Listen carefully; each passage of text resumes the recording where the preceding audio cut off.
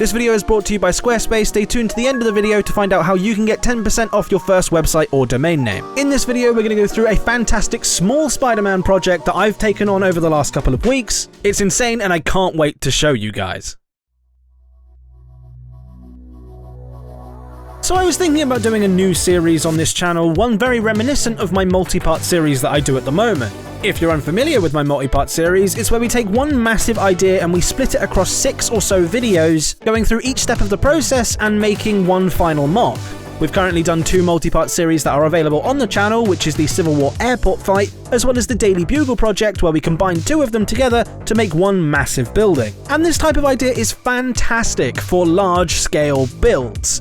But what about the small builds? What about the tiny scenes that we want to represent from things like the Marvel Universe, or frankly any universe? And that's where the idea of this series comes in. Imagine a big multi-part project but condensed into one video.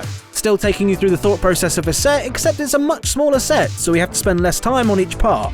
And guess what? We're starting off with something very close to home. To celebrate the release of No Way Home, we're doing a Spider-Man themed MOC. And unfortunately not from No Way Home. I will have seen the film by the time this video comes out. I'm going to base it off of one of my favourite scenes from Homecoming, which was the Vulture fight at the very end of the film. My inspiration for this idea actually came from the Spider-Man No Way Home set that we got recently this year. Unfortunately, I was very disappointed to see that we didn't get a Spider-Man Homecoming figure, considering we got the red and black suit from the other set based on Far From Home, especially when the box art stated that they were based on their previous films. But don't get me wrong, I'm not complaining about that black and gold suit. The Vulture set is actually one of my favourite sets from this line of Spider-Man stuff, and that suit is very well detailed and clearly based on No Way Home and not Homecoming. As I'm glad we got representation for this suit, as I think it's going to play a major part in the new film. It just got me thinking, however, what was the potential for this set if we could have got an original Homecoming set? And that's exactly the project that I wanted to take on. But I still wanted to go down the display direction. I still feel like that's the better direction to go with, but I'm happy to say that this video is in collaboration with Holly on Film, so she's going to be taking on a more play version of this same set, something more akin to what LEGO would actually build. So following that same logic, I wanted this set to be a lot cheaper than some of the projects I've taken on in the past, therefore it would be a lot smaller. And the more I thought about this, I wanted this to be more of a display option rather than a play option. I wanted a lot more detail in these wings, and a bit more piece count going into these wings, but I knew doing that would make them a lot weaker. But overall, this is what I was thinking of the set.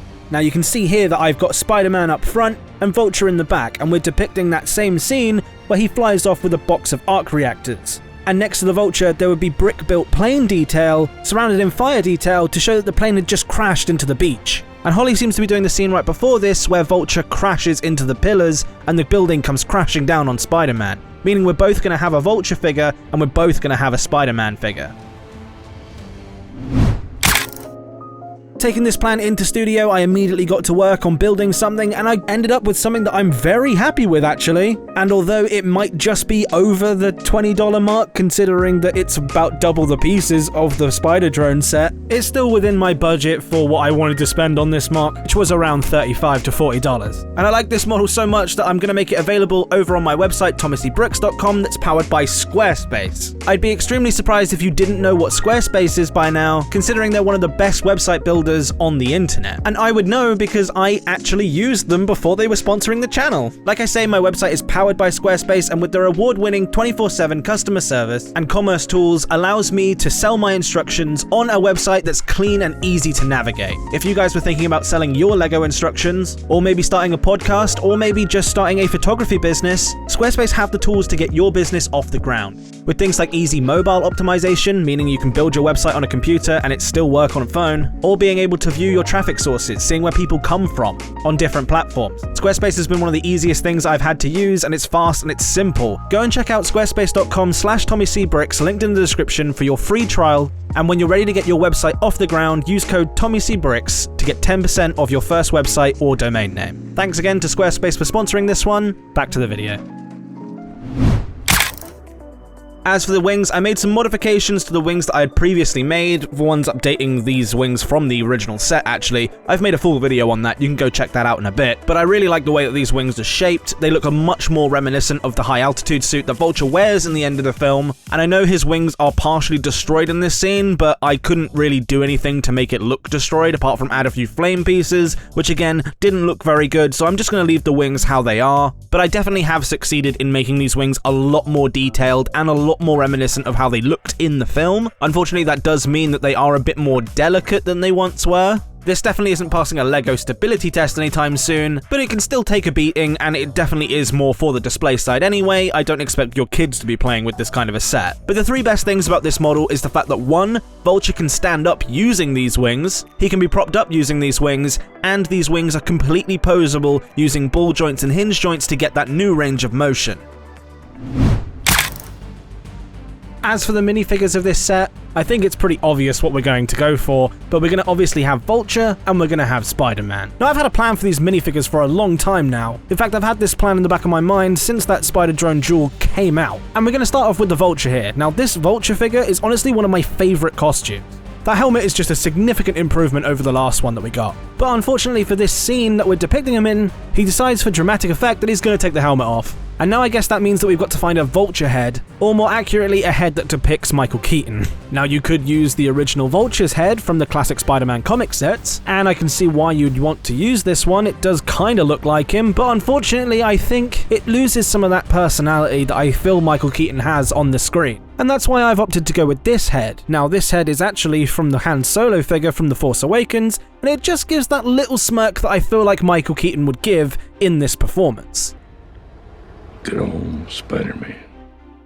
Obviously, the rest of the minifigure is unchanged, apart from adding those clip pieces to his feet as well as this neck piece around his neck that was also used as a bird nest in the Daily Bugle set. But unfortunately, that neck piece cannot be used in conjunction with the wings, as the neck bracket piece just doesn't fit on the back, so I can't attach the wings. Hey Lego, what's it going to take for you to put some studs on a belt? And that hairpiece actually comes from the Doctor from the Dimensions Lego Doctor Who pack. I think this hairpiece works much better as it has that receding hairline, and although it might be a little bit too long, I still think this is the best hairpiece I could have used. And I'll be surprised if Holly's using a different one. As for the Spidey fig, he is obviously in his homemade suit for this entire scene, and I honestly think there's only one solution for this, and unfortunately it's not purist. The Spider-Man Homecoming homemade suit has just not been done by LEGO before, so the only way of doing it is loosely constructing a bunch of different pieces together, and if you're doing that, that's fine. There are definitely ways of doing it, but I 100% think going with a custom printed option is going to be better in this situation.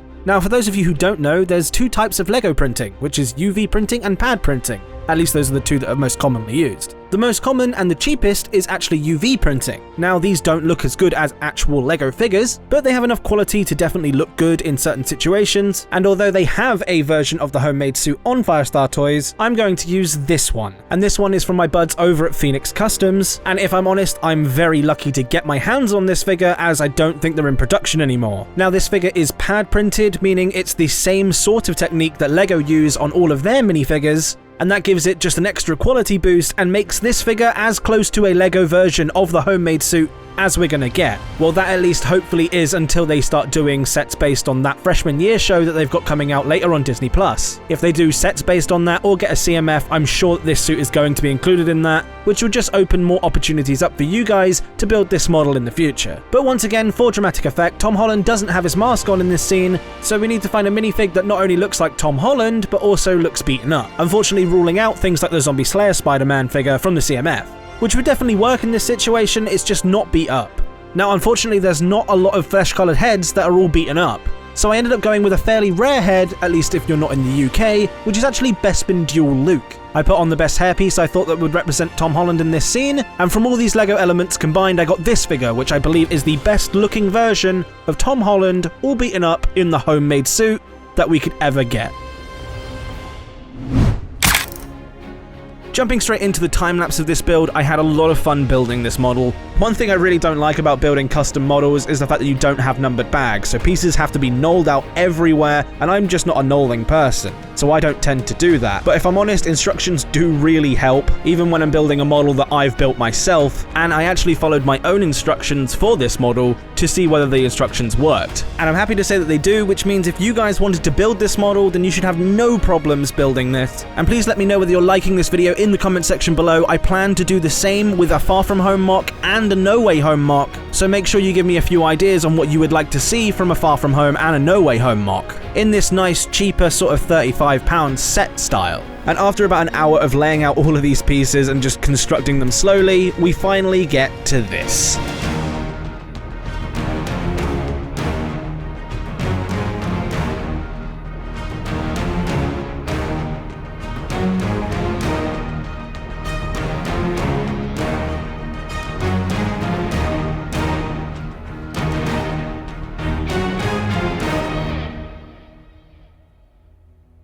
And this is it. You can tell that I really did enjoy building this sort of thing and seeing it all come together. Spider-Man and Vulture just look so good next to each other in this final display diorama. I really like how these islands are separate, so you can display them sort of however you want and adapt to your own shelf space. An idea that wasn't in the plan originally. If we look at the blueprint, the wing was actually meant to be next to the Vulture. And although this beach technique is not a technique I would see LEGO doing anytime soon, I think it overall gives that nice smooth look that I would want from a beach, and the layered details do really help sell this as a beach that has been disrupted. I really do think the minifigures look great in this scene. The two unmasked minifigures really do help sell the emotion of this scene, and I feel like the heads I picked do a very good job at doing exactly that. The only issue I could see with this set is moving it from one place to another. However, I feel like it's not too much of an issue considering how small this set is. And if I'm honest, I really would have loved to put a border on it, but I think the broken up look really does sell this as a beach rather than a nice, clean, elegant display. The wings look absolutely perfect perched on this really nice clear piece that sort of disguises into the background so you can't really see it, and the only thing that I think could really help this model is putting it in some form of display case or giving it LEDs. Truly a perfect little set that you can put on your desk,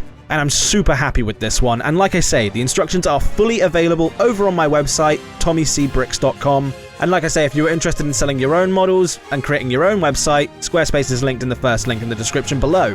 If you guys wanted to see exactly how I constructed these wings in a more in-depth way, you can click the video on screen now. Check out Holly's video as well. Click the screen. I'll see you in the next one.